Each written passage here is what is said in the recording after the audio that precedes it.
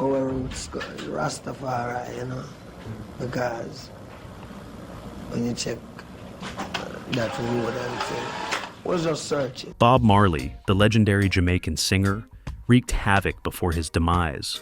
Bob's songs were nothing compared to his many scandals. His love life made more headlines than his music. Things got bad when it was rumored that Bob had a secret daughter.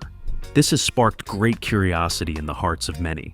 Is there any truth in this? Let's find out in this video what Rita Marley says about this. The man that made headlines. Bob Marley had a reputation with the women. They loved him, and he reciprocated by having lots of affairs. What was so special about his songs that women chose him over many others? Let's find out as we drive into his career and rise to the top. Robert Nesta Marley was born on February 6, 1945. He was a Jamaican singer, songwriter, and guitarist. As his songs became popular, Robert earned the name Bob Marley. Bob Marley was a singer and one of the pioneers of reggae. His ability to fuse reggae, ska, and rocksteady elements made him stand out. His sonorous voice and great music gradually made him a force during his era. The name Bob Marley was on everyone's lips. He was known in the streets, bars, and every other place music can be found. Bob's songwriting skills were also unique. He poured his heart and emotions into every line. Because of Bob's music, Jamaican music gained more visibility worldwide, making Bob Marley a global figure in popular culture. As his fame increased, people became more interested in his life. It was later revealed that he was a Rastafarian. This is reflected in his songs, as he infused his music with a sense of spirituality. Bob Marley is today's global Jamaican music, culture, and identity symbol. He was also controversial in his outspoken support for democratic social reforms. At one point in his life, Bob Marley supported the legalization of cannabis and advocated for Pan-Africanism. His efforts were recognized and appreciated by all. As a Pan-Africanist, he believed strongly in the unity of African people worldwide. Bob's beliefs were also rooted in his Rastafari religious beliefs. Bob often shared that Marcus Garvey inspired him, which was reflected in many of his songs. When he released Zimbabwe, Exodus, Survival, Black Man Redemption, and Redemption Song, Bob Marley's anti-imperialist themes were obvious. For the last song, he was influenced by a 1937 speech given by Marcus Garvey in Nova Scotia. Bob Marley heard that the independence of African countries from European domination was a victory for all those in the African diaspora. In the song Africa Unite, he made a song about a desire for all African diaspora to unite and fight against Babylon. Also, in the song Zimbabwe, he marked the liberation of the whole continent of Africa, and this called for unity between all Africans, Bob within and outside Africa. People often believe that Bob Marley's success in the music industry was connected to his family. Let's see if this is true or if it is all just a lie. Bob Marley was born at the farm of his maternal grandfather in 9 Mile, St. Anne Parish, colony of Jamaica. His birth gladdened the hearts of his parents, Norval Sinclair Marley and Cedella Malcolm. Did Bob get his talent from his father? Contrary to everyone's expectations, Bob's father had no interest in music. He was a white Jamaican born in Clarendon Parish. Though his cousins claimed his surname had Syrian Jewish origins, this was not confirmed. According to Marley's biographer, it was mere speculation. Norval was more interested in working in the army and went by the moniker Captain. Though he was only a private in the British Army, he enjoyed his time there and was greatly respected. When he married his wife, Cedella Malcolm, she was only 18. Back then, her beauty blossomed, making people believe she was older than her age.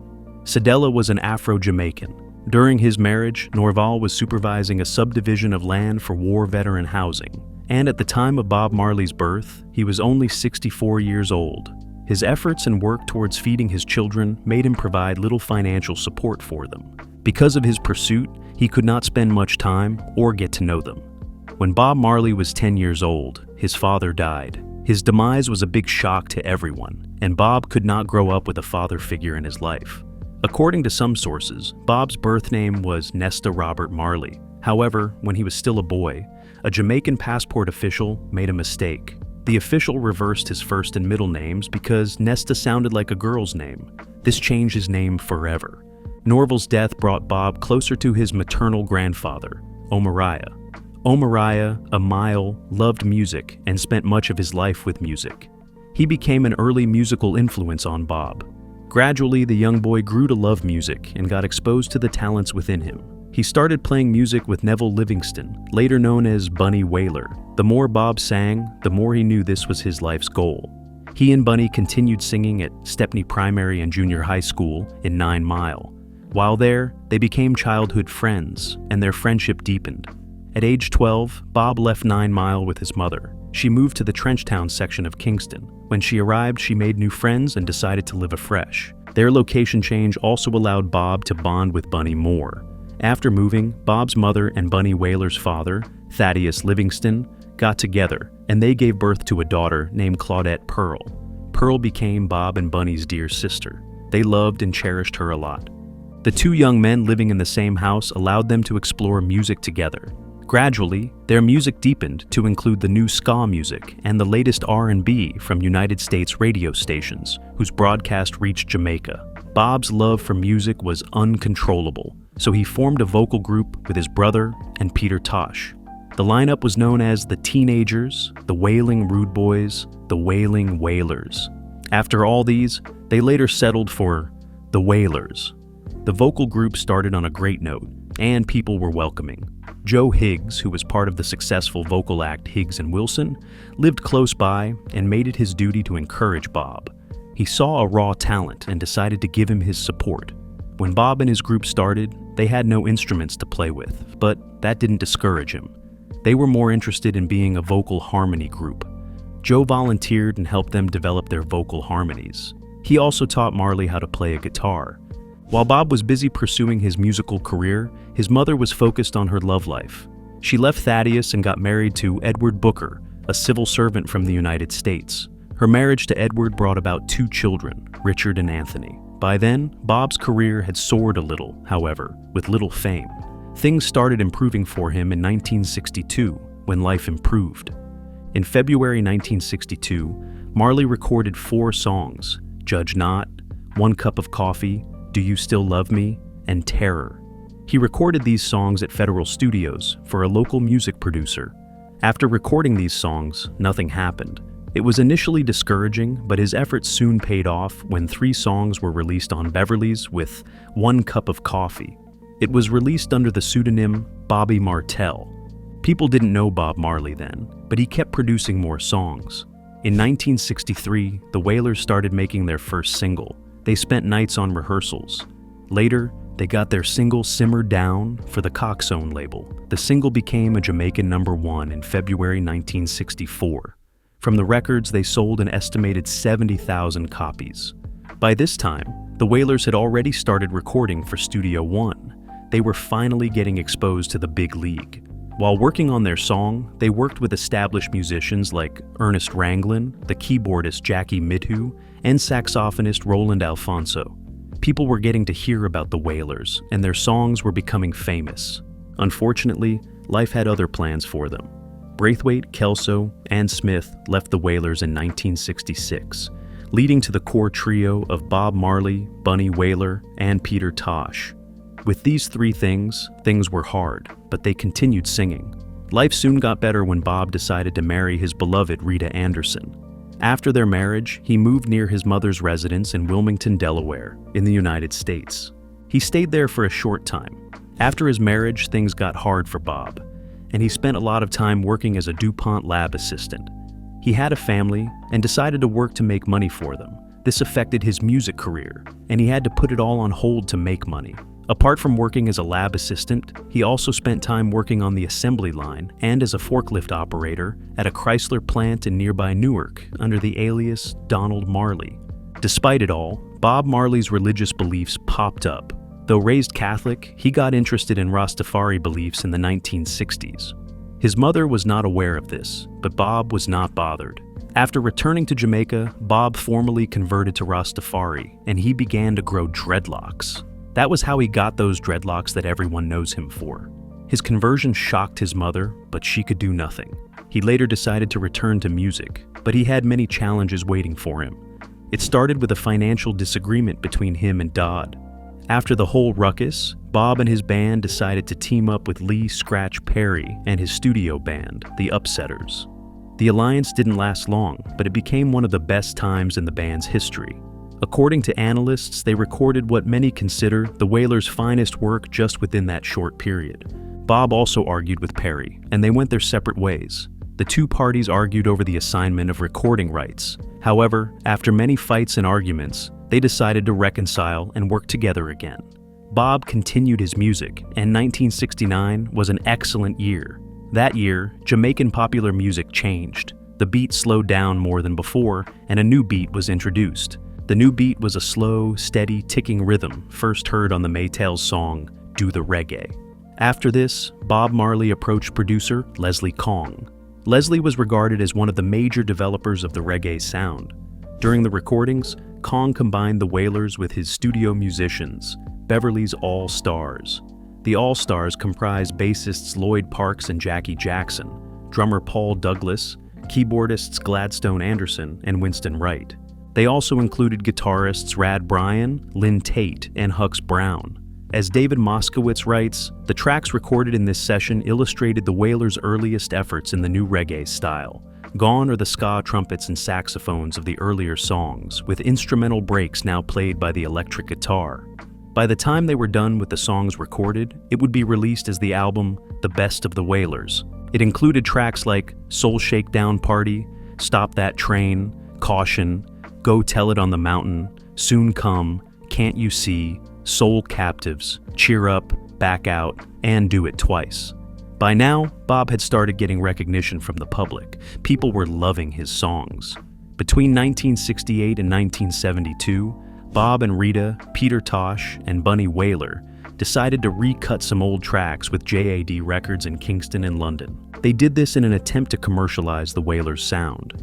Later, Bunny asserted that those songs should never be released on an album. They were just demos for record companies to listen to. Rita was actively involved in Bob's career and supported him every step of the way. In 1968, Bob and Rita visited songwriter Jim Norman in his apartment in the Bronx. Norman had written the extended lyrics for Time Is On My Side when they arrived. Irma Thomas and the Rolling Stones recorded the song. Apart from this, he had also written songs for Johnny Nash and Jimi Hendrix. They had a 3-day jam session with Norman and others, including Norman's co-writer Al Pyfrom. The jam session resulted in a 24-minute tape of Bob performing many of his and Pyfrom's compositions. According to reggae archivist Roger Steffens, the tape was rare and influenced by pop, not reggae. This was part of their effort to break Bob Marley into the US charts. According to an article in the New York Times, Bob Marley experimented with different sounds on the tape with other sounds. He adopted a doo-wop style on Stay With Me and the slow love song style of the 60s artists on Splish for My Splash. He lived in Ridgemount Gardens, Bloomsbury during 1972. Life got better for Bob Marley in 1972. That year, he signed with CBS Records in London. After this, he embarked on a UK tour with soul singer Johnny Nash. While in London, the Wailers asked their road manager, Brent Clark, to introduce them to Chris Blackwell, who had licensed some Coxsone releases for his Island Records. At first, the band wanted to discuss the royalties associated with the releases, but things changed. Their meeting resulted in an advance of £4,000 to record an album. They took the offer and went ahead with the recording. During that time, Jimmy Cliff, Island's top reggae star, had recently left the label.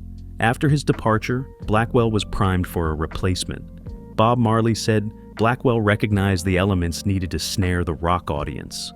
I was dealing with rock music, which was really rebel music. I felt that would really be the way to break Jamaican music. But you needed someone who could be that image. When Bob walked in, he really was that image, Blackwell shared. The Wailers returned to Jamaica to record at Harry J's in Kingston, resulting in the album Catch a Fire. The album was recorded with 8 tracks. Unknown to the band, the album would cause a remarkable turnaround for them. Catch a Fire marked the first time a reggae band had access to a state-of-the-art studio and was accorded the same care as their rock and roll peers. Later, Blackwell shared that he had desired to create more of a drifting, hypnotic type feel than a reggae rhythm. However, he ended up restructuring Bob Marley's mixes and arrangements. Bob Marley traveled to London to supervise Blackwell's overdubbing of the album at Island Studios, which included tempering the mix from the bass-heavy sound of Jamaican music and omitting 2 tracks. Later, in April 1973, Catch a Fire was released worldwide. The song became a huge hit. It was packaged like a rock record with a unique Zippo lighter lift top. After selling 14,000 units, the song received a positive critical reception. More songs followed it. That year, the band released the album Burnin', including the song I Shot the Sheriff. Eric Clapton was also given the album by his guitarist George Terry, hoping he would enjoy it. Clapton was impressed and recorded a cover version of I Shot the Sheriff, and it became his first US hit since Layla 2 years earlier. On September 14, 1974, the song reached #1 on the Billboard Hot 100. Many Jamaicans were not keen on the new reggae sound on Catch a Fire, but the Trenchtown style of Burnin' found fans across both reggae and rock audiences. Blackwell gifted Bob Marley his Kingston residence and company headquarters at 56 Hope Road during that period. In 1974, the band disbanded, and all the prominent members decided to pursue solo careers. This became the launch of Bob Marley into worldwide recognition and fame. However, with the fame came lots of troubles in his love life. Bob was known as a womanizer. However, no one expected he would have a secret child hidden from the world. Bob's illicit affairs have come to light, and this may ruin his years of legacy and reputation. Do you want to find out more about this? Keep on watching the video. Things are about to get interesting. If you enjoy the video, you can give us feedback in the comments section. Where is Bob Marley's secret daughter? I felt like I was Bob's background vocal. Everyone knew Bob Marley had many women, but no one expected him to father children from them all.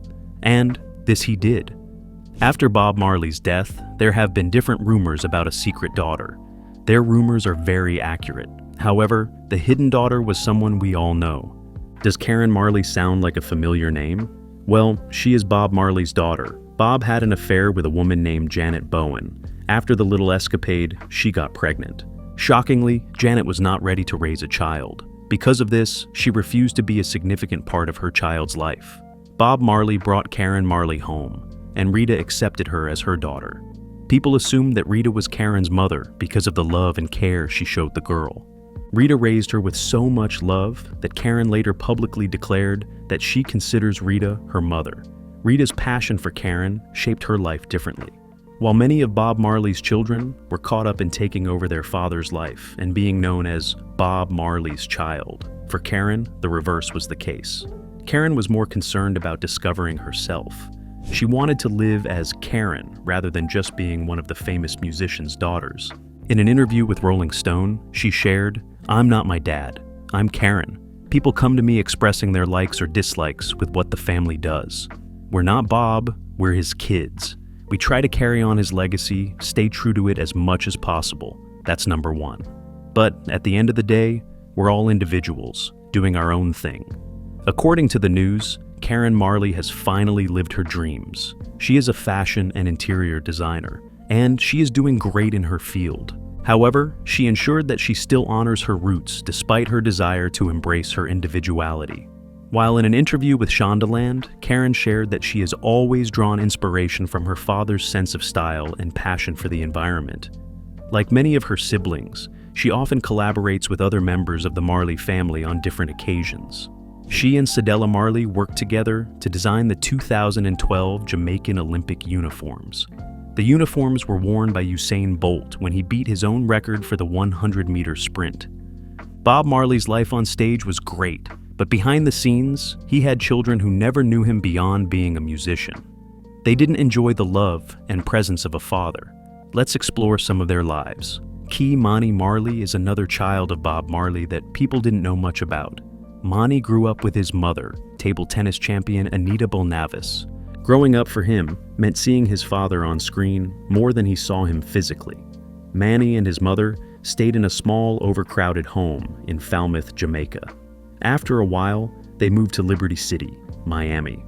When they got to their new location, he witnessed gang violence a lot, and this nearly affected him. Although he knew he was Bob Marley's son, Monty shared that he never enjoyed the benefits of being his son, nor had he had the chance to know him. In an interview with Dolce, Manny shared that he was only 5 years old when his father died. Painfully, he was not able to be at his funeral, and he had to watch it on TV instead. Growing up was lonely for him. To make matters worse, he started fearing being compared to Bob Marley.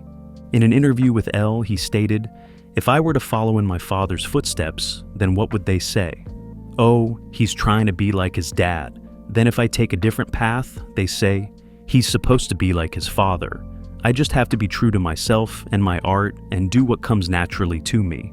Manny had the same musical talent as his father, and he used it well. He released many albums and was nominated for a Grammy.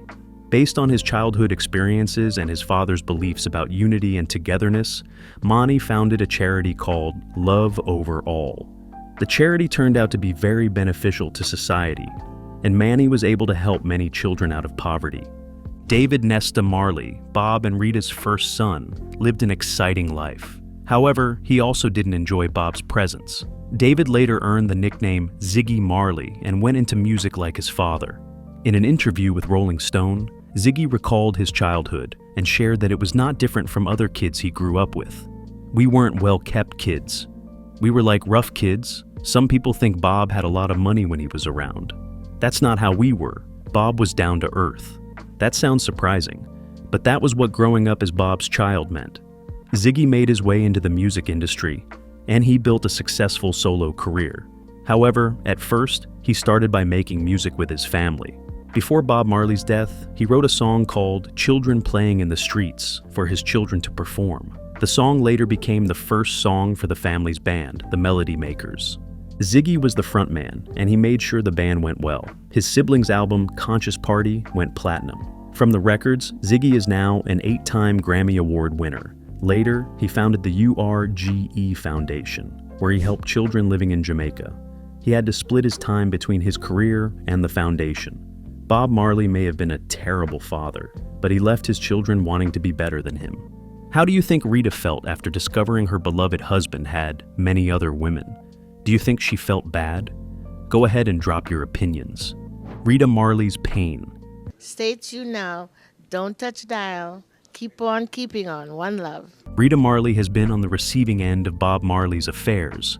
In her book, No Woman, No Cry, My Life with Bob Marley, Rita shared many painful things about their marriage. According to the book, there were a lot of days when her husband would often ask her for intercourse, and she would refuse. Despite her love for him, she said no because of his affairs with other women. Things got very intense when Rita shared with the public that her husband had forced himself on her. While talking with The Voice, she said she used the word roupie because she didn't officially consent.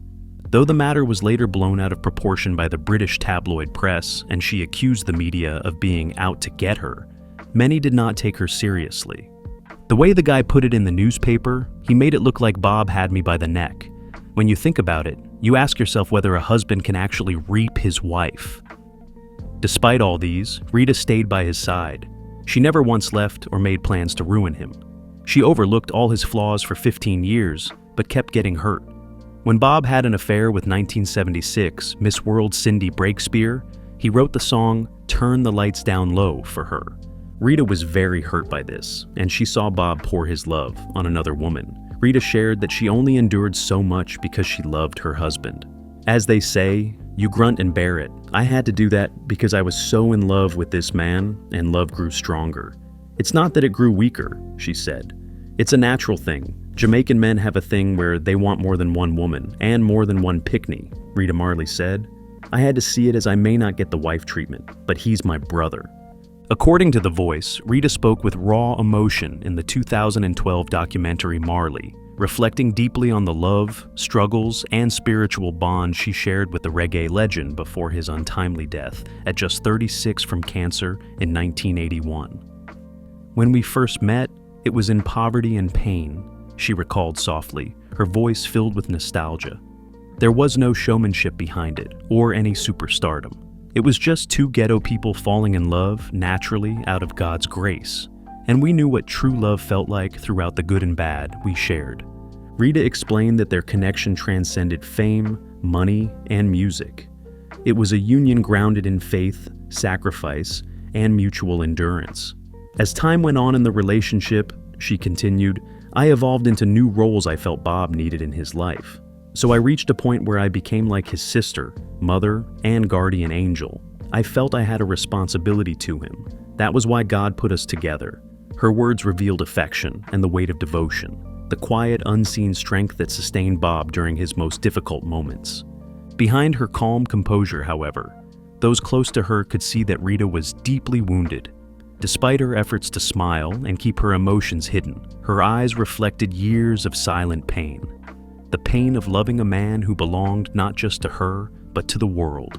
Losing him so young left an emptiness that could never fully be healed. Even decades later, her memories carried beauty and sorrow, a bittersweet reminder of a love born in struggle, tested by fame, and sealed by faith. What do you think about Bob Marley after this video? Do you think Rita Marley is very foolish to put up with her husband's infidelity? Should she have chased out Marley's secret daughter? Did you enjoy watching this video till the end? Leave your thoughts in the comments. If you enjoyed this video, like, share, and subscribe to this channel. Before you go, watch the other videos displayed on your screen.